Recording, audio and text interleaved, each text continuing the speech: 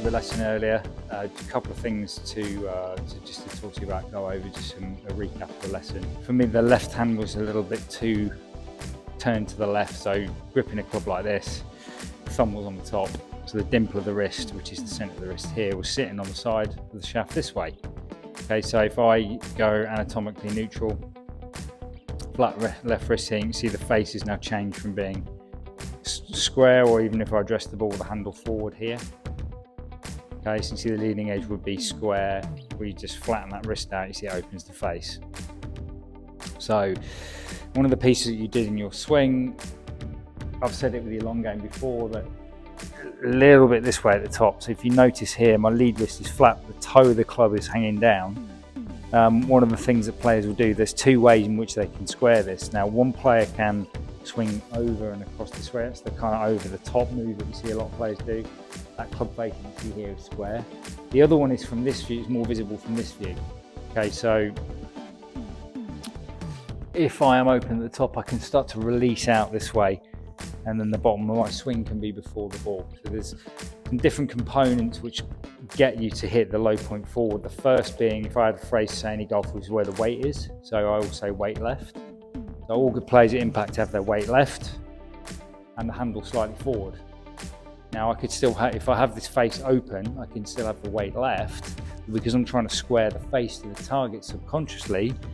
I now release the club out and the handle's back, and I can hit the ground first. So we can get the handle leaning forwards. Is the dimple on the left wrist is sitting in the middle of the grip.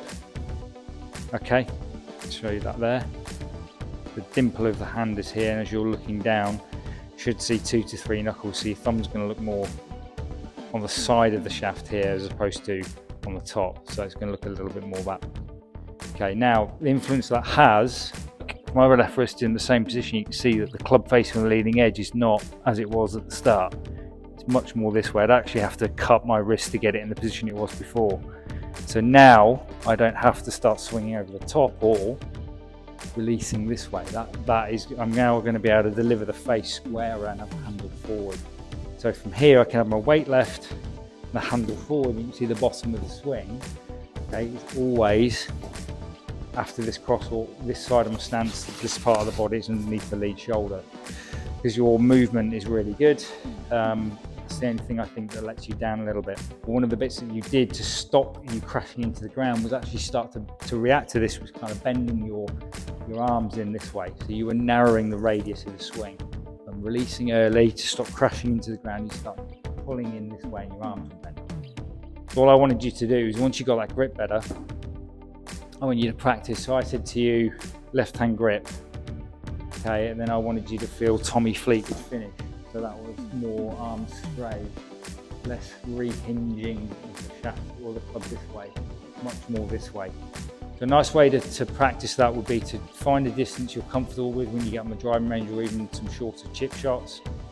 Swing up to kind of waist high or chest high, and then swing through. Just try and feel, keep your weight left, and try and feel that you keep your arms straight as you come through. The final piece here would be the tucking of the hips.